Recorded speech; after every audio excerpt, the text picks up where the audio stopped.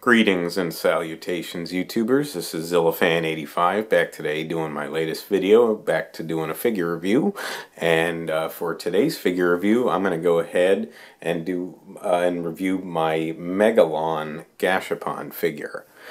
So obviously Megalon only really had one film appearance. That was from the movie Godzilla vs. Megalon, which came out in 1973. We haven't really seen him since then, other than, you know, like other media and video games and what have you. So really only had the one film appearance. He's a pretty popular kaiju.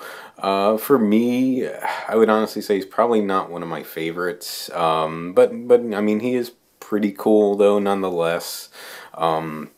Basically, in his film appearance, he's revered as the god of Seatopia, and they wanted to implement him as their weapon of revenge against the surface dwellers, because they are, as their namesake kind of suggests, they live under the sea. So almost like a take on, you know, Atlantis or something like that. And because of atomic tests that the humans have been basically experimenting with, you know, it's caused a lot of damage to their underwater country, basically. So, like I said, so they wanted to get revenge and destroy the surface dwellers. So they called upon Megalon, you know, to implement that. And so it was pretty cool. It ends up in a pretty cool little 2-on-2 slugfest as Megalon teams up with Gigan, who I absolutely love, and the two of them take on the team of Godzilla and Jet Jaguar. And of course, Jet Jaguar, very, very awesome, you know, mech kaiju, if you will, one that I definitely love as well. So, so the 2-on-2 battle is definitely the best part of the movie, although it is kind of a very weird fight. And of course we get Godzilla's famous flying kicks that he does in the movie, so it makes for, certainly, like I said, a pretty interesting fight. And Megalon's got some cool weapons of his own. He's got this this electro blast that he can fire out from his horn.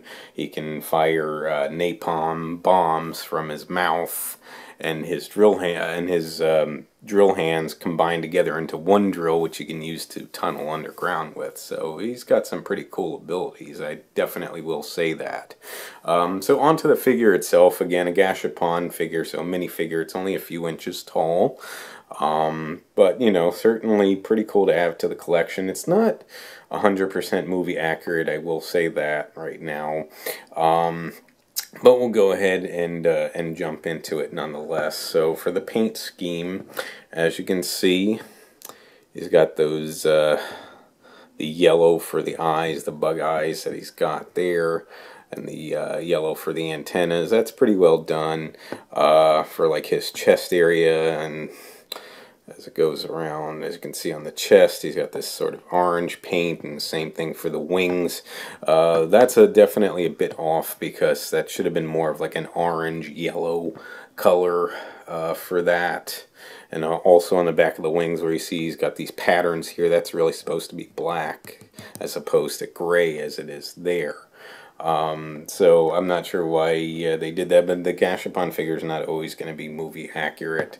But, you know, not too bad though nonetheless. His main skin colors, you can kind of see, is basically this sort of like grayish color, I would call it.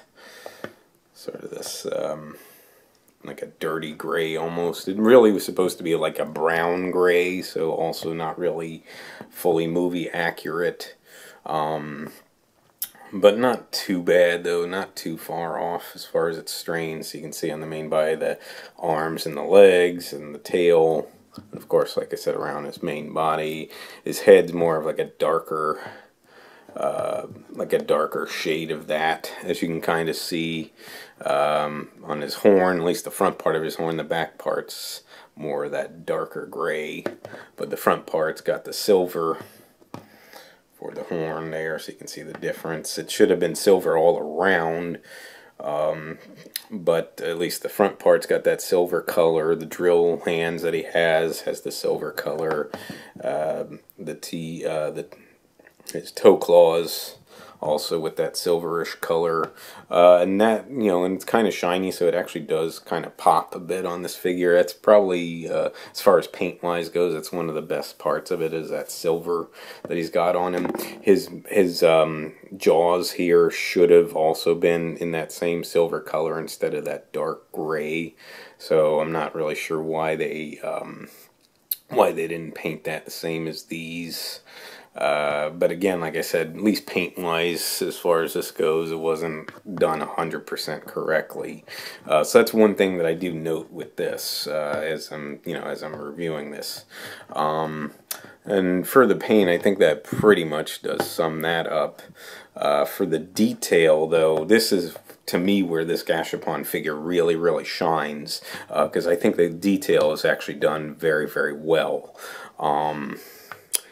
Well, he's got this sort of, like, I don't know, almost like, because he's a beetle-like kaiju, basically, so he's got this sort of endoskeleton-looking thing going down from his, basically from his chest down to his tail. That should have been more of that orangish, yellowish color instead of the gray.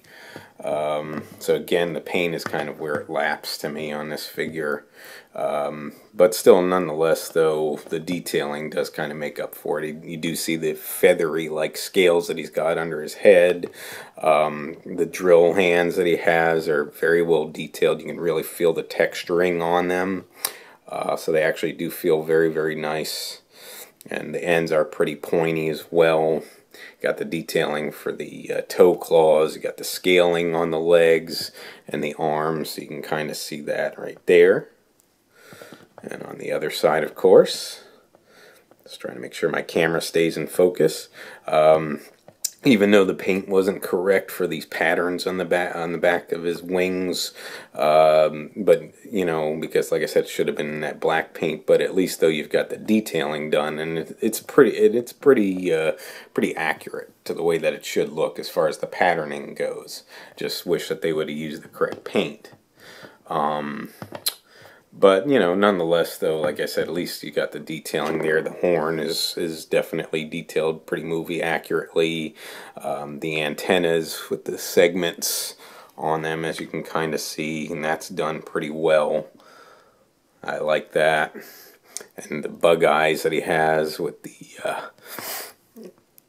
detailing in there to really make that prevalent that these are insect-like eyes here, with the patterns on those, as you can kind of see. And then again on the jaws, even though paint scheme not correct, still does have the detailing with the different segments that he has with that those beetle-like jaws that he has. So those look really, really cool. I definitely like those. And of course you got the tail that he's got. And it's, you know, it's not a very long tail, but that's just how Megalon was. But it looks pretty good. I mean, maybe it should have been a little bit longer in this, but it's not too bad though. And it does have the spikes on the back of the tail as well, so you can kind of see those right there.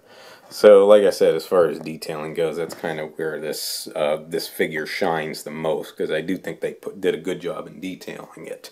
If they just done a more accurate job with the paint, this would have been a really, really nicely done figure.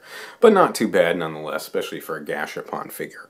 And the other thing I really look at is articulation, but for this, not really any, because the Gashapon figures, the pieces, as I usually mention, just kind of pop into place, and it's for display purposes only. You can kind of move the head and stuff, but I don't know if it's really meant for that, because again, the head goes into place like that. I'm not really going to get a lot out of anything else on the figure. You can kind of mess with it a little bit, although, like I said, I just don't know if it was really meant for it, because you see once you start moving some of the joints on there that they do pop out of place. So That's why I mainly say that these are more so just for display purposes only. But not too bad nonetheless. So it's a cool little representation of Megalon. So if you don't have a standard size figure in your collection, which for the longest time I didn't, this is certainly a good way to go as far as an affordable route.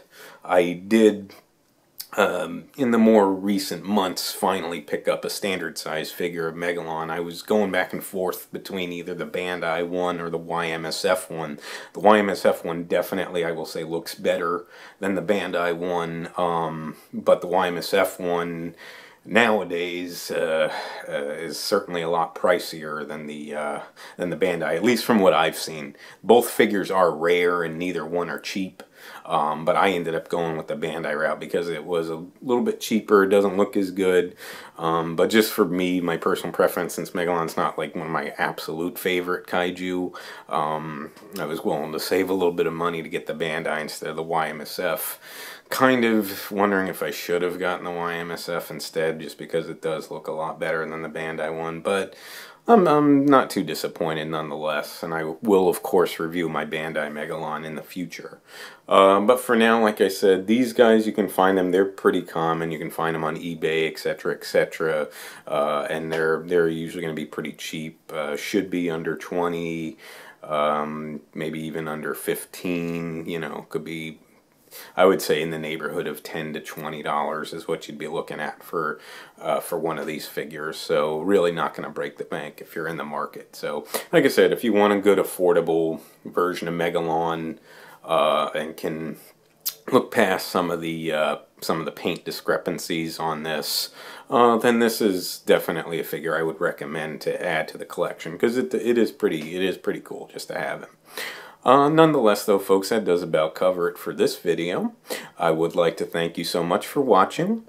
If you would like to subscribe, please feel free to do so. If you would like to like and or comment on any of my videos, please feel free to do so as well. And just remember, until next time, ladies and gentlemen, you be good to yourselves, and sayonara.